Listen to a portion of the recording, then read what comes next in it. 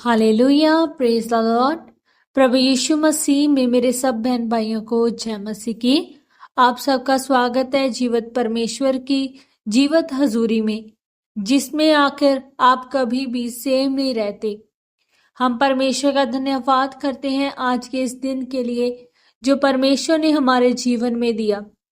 आज की इस वीडियो में हम परमेश्वर के पवित्र वचन को मेरी भविष्यवाणियों की पुस्तक में से पढ़ेंगे।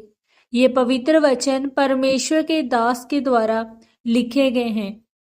पवित्र बाइबल के गहरे भेदों को इन वचनों के जरिए से बताया गया है और हमारा विश्वास है कि जब आज आप इन पवित्र वचनों को सुनेंगे तो आप सेम नहीं रहेंगे। आज का पवित्र वचन, अंतिम समय। जैसा कि परमेश्वर के पवित्र वचन मत्ती 24 अध्याय उसके 6 और 7 वचन में लिखा है, तुम लड़ाइयों और लड़ाइयों की चर्चा सुनोगे तो घबरा ना जाना, क्योंकि इनका होना अवश्य है, परंतु उस समय अंत ना होगा।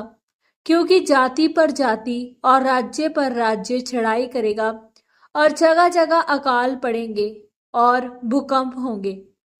मेरे प्रियो, पवित्र बाइबल में लिखा है कि अंत के समय आकाश की सभी शक्तियां हिलाई जाएंगी। आज अगर आप चांद को देखें तो उसका रंग लाल है। पवित्र बाइबल में लिखा है कि अंत के दिनों में चांद का रंग लहू सा होगा, सूर्य प्रकाश न देगा, कौम कौम पर चढ़ाई करेगी, महामारियां आएंगी। इन सभी वचनों को आज आप पूरा होते हुए देख रहे हैं और ये अंत के समय की निशानियां हैं। वो समय जब प्रभु यीशु मसीह का धरती पर दूसरा आगमन होगा, वो नजदीक आ चुका है। पर परमेश्वर कहते हैं उससे पहले धरती पर जो कलेश आने वाले हैं लोगों पर, मसीही लोगों को कहा जाएगा कि अगर अनाज लेना है तो 666 नंबर की मोहर छपवाओ और अनाज के लिए लोगों की लाइनें लगेंगी। आज तो आप चर्च आ रहे हो, वचनों को सुनते हो और आसानी से उद्धार पा रहे हो, लेकिन तब ऐसा नहीं होगा।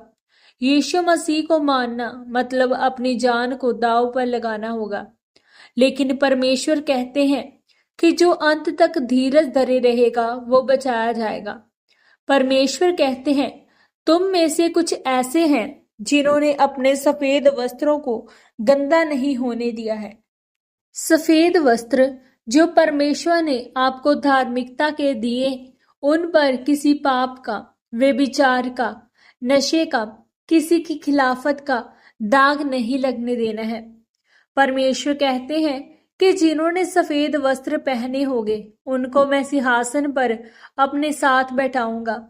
जीवन की पुस्तक में से उनके नाम नहीं काटे जाएंगे। मैं उनको अपने पिता और स्वर्गदूतों के सामने मान लूंगा और मैं उनको नया नाम दूंगा।